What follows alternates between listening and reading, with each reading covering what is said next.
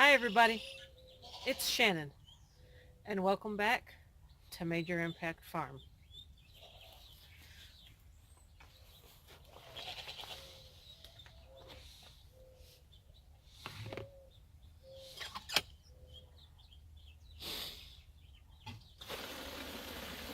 So, I was recently asked a fairly interesting question. I was asked, where does my farm name come from?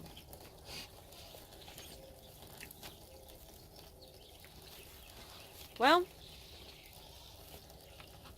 my farm has been called Major Impact Farm since I was 14, and back then my farm was going to be called Major Impact Haflinger. Yeah, Major Impact Halflingers. At that time, I was showing in 4-H, um, and I was actually riding a Halflinger gelding. He was not a riding horse, but I made him one. It was a fantastic year of showing because it was me and one other girl named Shannon, both of us showing our Haflinger ponies in the pony division in our county. And that was all it was. Just me and her. And the joke became, because neither one of our stubborn Haflingers would canter very readily, and with Haflinger races, and whoever's Haflinger cantered is the one that won the class. But that year, I developed my love and passion for breed. I entered in a contest up here with the Michigan Haflinger Association to try to win a 2-year-old. And in my interview process, I told the people that it didn't matter if they decided that I was going to win this Haflinger or not, because one day, no matter what, I was going to own a Haflinger.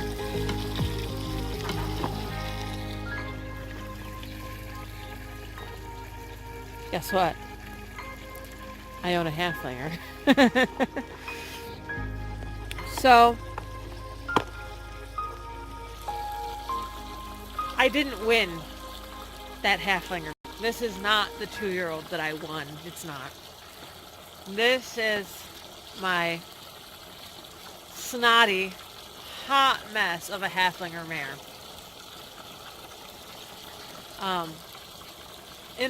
As I grew up and went into my adult life and into the working world, my idea for what my farm was going to be changed.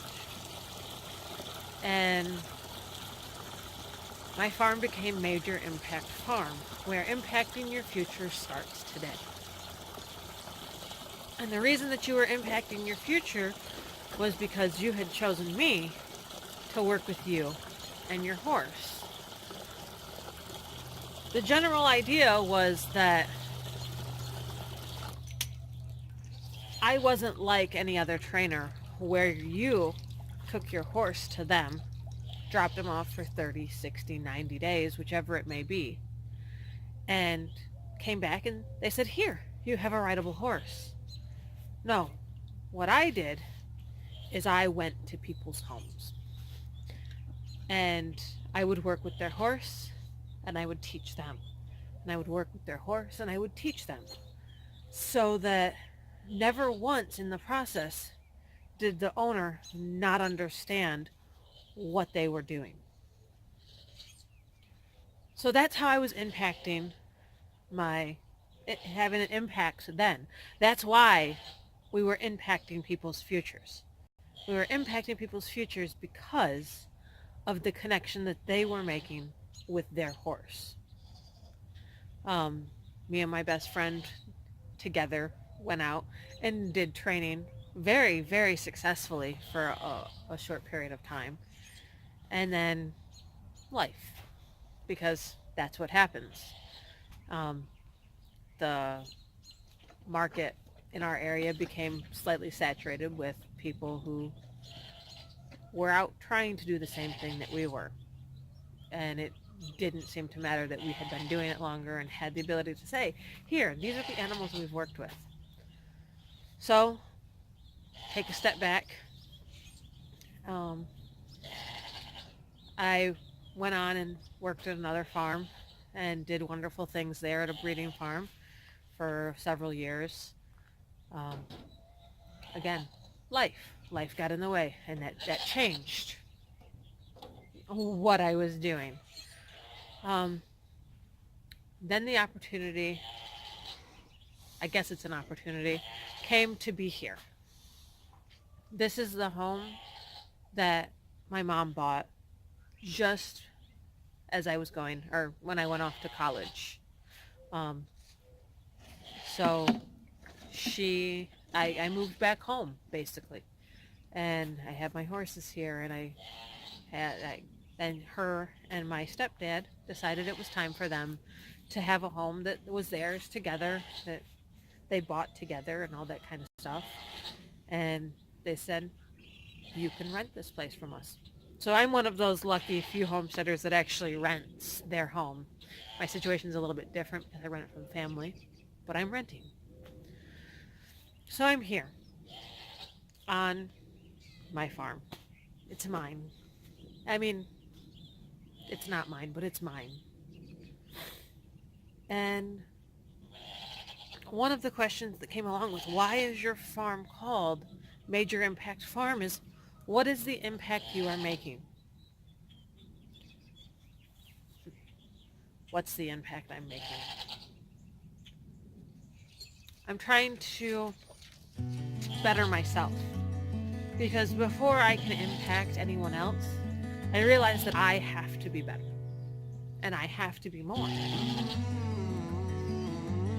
I'm trying to use my growth in this journey of turning this into, from what everyone affectionately calls a hobby farm, into my homestead. So one of my Instagram hashtags is #HobbyFarmHomestead, because that's what I'm trying to do. I don't want to just be known as a hobby farm. So I have my horses. I play with them and I ride them, and I have my rabbits, and them I breed. I have fiber rabbits, I have English Angoras, and my ultimate goal with them is to be able to take them out and show them, and to build myself up as a breeder in this area, and maybe eventually even throughout the state and the nation. So that when people think English Angoras, they have all these big names that they think of, and then they go, oh, and there's Major Impact Farm. That's a lot of work. You've got to have the right rabbits, and you've got to have the right breeding program, and you've got to have the time to get to the shows. So that's steps that I'm taking to be able to get to that point. I also have my little Polish rabbits, the ones that I showed in the rabbit show video. And those guys are just fun, and they're easy because giant, massive fuzzball, fun little, not fluffy, easy to grab and go rabbit. They balance each other out, which makes my life easier. I've got my chickens. My chickens, right now, what they do is they actually pay for themselves through egg sales. And I'm not putting out a product that's bad. For the most part, my chickens are free range during the day. They get locked up at night. If the weather's bad, they stay in their pen also. So I'm selling free range eggs. Can I say farm fresh free range eggs? That's the big thing. Can I say they're organic? No. Are they close close? Probably, but they're not. Um, so when I say that this is how I'm impacting my future, each little step is a step that I'm taking to become more. And hopefully through each little step that I take, my viewers, you guys out there, will see that every little step you take can impact your life and the future that you have.